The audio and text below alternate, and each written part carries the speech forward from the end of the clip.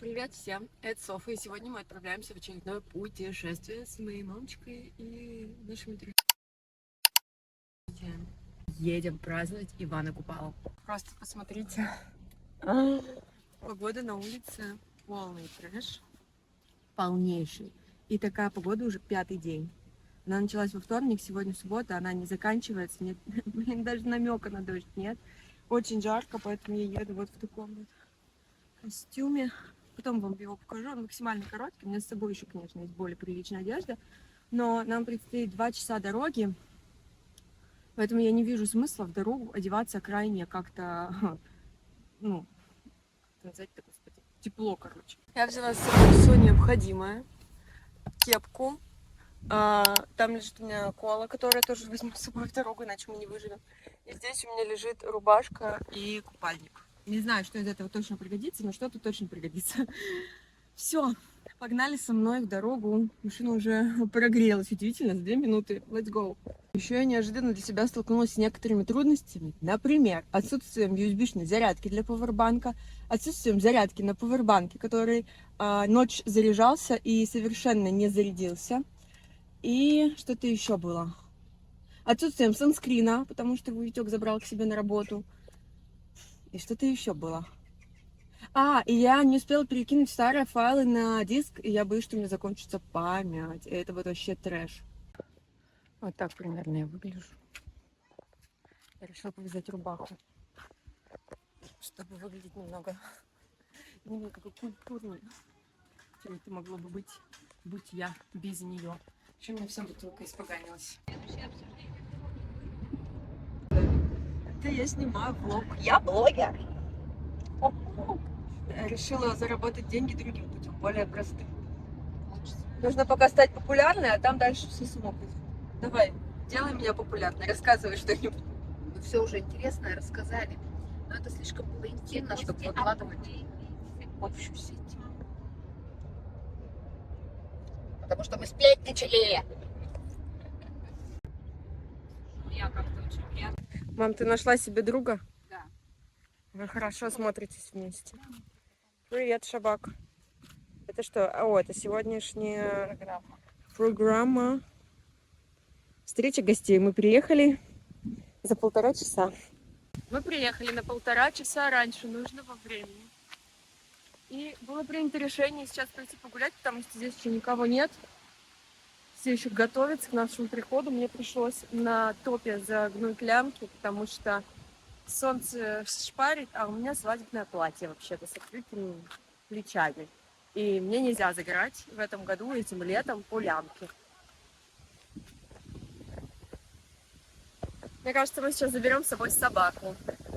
Дует невероятно сильный, вонючий, неприятный ветер, а мы идем гулять просто где-то рядом, скоротать время.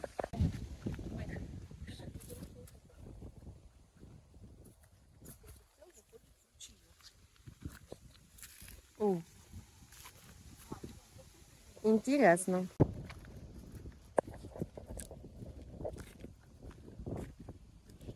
Интересно, оно насколько глубокое? Глубокое. Оно вон там стоят же. Я-то думала сразу в обрыв. 4 часа дня. Мы построили наш лагерь. Вот там уже готовится все. Вот здесь тоже будут какие-то мероприятия. А мы только достроили палатки. Земля очень сухая, каменная такая. На ней неудобно ставить палатки. Но ничего, мы смогли. 10 раз уже подумали, может быть, ехать домой и ничего не ставить, но решили, что все-таки нужно поставить. Мам, ты что, переоделась? Да, я переоделась. Я в образе. Горбатой горгульи? Горбатой горгули, русской горбатой горгули. А что, Соня, это хорошо получилось? А я без образа русской горбатой горгульи. Маме не нравится, как я выгляжу. Потому что неправильно одета. Не по... Я в домике сейчас чувствую. Я устала ходить. Поэтому сейчас лежу и просто качаюсь. Отдыхаю. Что не хочется больше ничего делать сегодня. А до начала, вот начало только началось, то есть еще полчаса на сбор гостей. А потом еще ужин. Короче, я поняла, что я довольно некомфортно себя чувствую вот в таком виде. И что пора тоже переодеться, потому что народ ходит в платье, в длинной одежде, а я тут как с пляжу. Вот, поэтому я иду до машины. Там у нас вещи. Слышите, по музыке началась уже какая-то движуха. Я думаю, завтра все равно будет солнце, завтра позаграю. Сейчас попробую показать вам, какой у меня внешний вид. Такое вот у меня платье, сарафан и кроксы. Ужасно они выделились. Я не стала единственное, что снимать шорты, потому что это платье всегда сильно подлетает. Но в целом, как будто бы пока не жарко пока в платье. Посмотрим, как будет попозже. Пока какие тут зоны есть. Есть такая зона отдыха. Дальше там открылась небольшая ярмарка. Сейчас мы до тут дойдем. Здесь есть фонтан. Вот на этой качели я сидела, качалась. Удивление, кстати, помните, как здесь было пусто, как только мы приехали час назад. И сейчас людей все больше и больше собирается. Нам еще выдали наклейки, я ее спрятала. По ним сказали, будут кормить. Так что голодными мы сегодня точно не останемся. Единственное, за что боятся наши мамочки, это за то, что вот такая вот ситуация на небе. Вот там все хорошо, я смотрю туда, мне там нравится. Но вот здесь вот.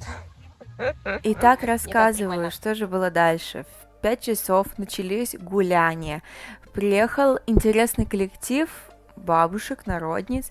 Они пели песни, угощали нас караваем, обливали какой-то там водой. Также приходил медведь, приносил березу. Мы завязывали ленточки на этой березе и загадывали желания. Было очень много таких вот сельских русских песен, что поддерживало общий колорит мероприятия. В целом было весело, интересно. Не скажу, что это было как-то, знаете, кринжово и очень непонятно. Потом мы пошли к столу, столы были накрыты, нам каждого дали уху из красной рыбы, дегустация сыров, плов и салат. Мам, дождь идет. Дождь идет. Не знаю. Ты опять какашкой вперед надел. Дождь идет. Пить есть. Пить тоже. Можем подставить тебе ладошку. Может, прям в клеё. Кстати, клеёнка-то прям. О, вы смотрите, что с ногами. Мне кажется, босиком ходить гораздо приятнее, чем сейчас в этих тапках. Дальше началась экскурсионная часть нашего путешествия. Мы сходили к 300-летней иве, после нее отправились к святому источнику, где каждому дали умыться, попить, набрать себе воды из родника. Это все находилось на склоне. Подъем наверх был довольно интересный, потому что все время лил дождь, и было немножко некомфортно, потому что очень скользко и не было как таковых перил. Но в целом подъем был довольно простой. Мы ожидали немного более сложного пути. Кстати, 300-летнюю иву я покажу в конце видео. На следующий день мы там завтракали. Дерево действительно, каких-то невообразимых размеров, я бы сказала. После чего вся наша делегация пошла к месту сбора, где мы взяли свои венки снова и отправились к кострищу. Нас ждала арка, нас встречали наши любимые бабушки. Также мы сводили хороводы у костра. То есть все вот в таком вот ключе интересном, довольно языческом, я бы даже сказала. А затем мы зажгли, я так поняла, что это символ праздника, символ Ивана Купалы, возможно, это и называется Иван Купала, не знаю. Мы его зажгли и по всем традициям пустили в реку.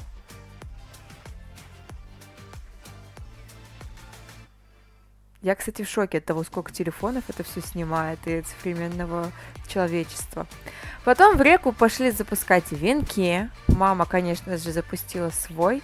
И мы прыгали через костер. Кстати, это очень прикольно и интересно. У меня даже прошла болячка, которая была. Так что я верю во все эти штуки.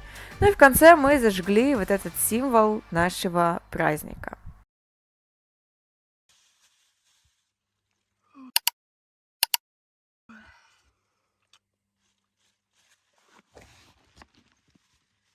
Утро сектантского.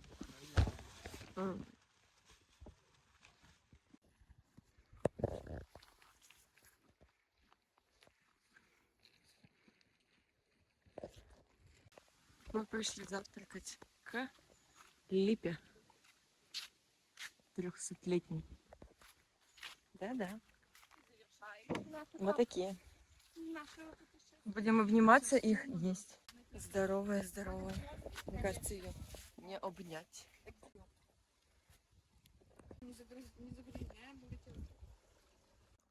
Вот так заканчиваются. Ага, горячо. Все путешествия. Мы в шоке просто живем. Все, всем спасибо, всем пока. Всем пока.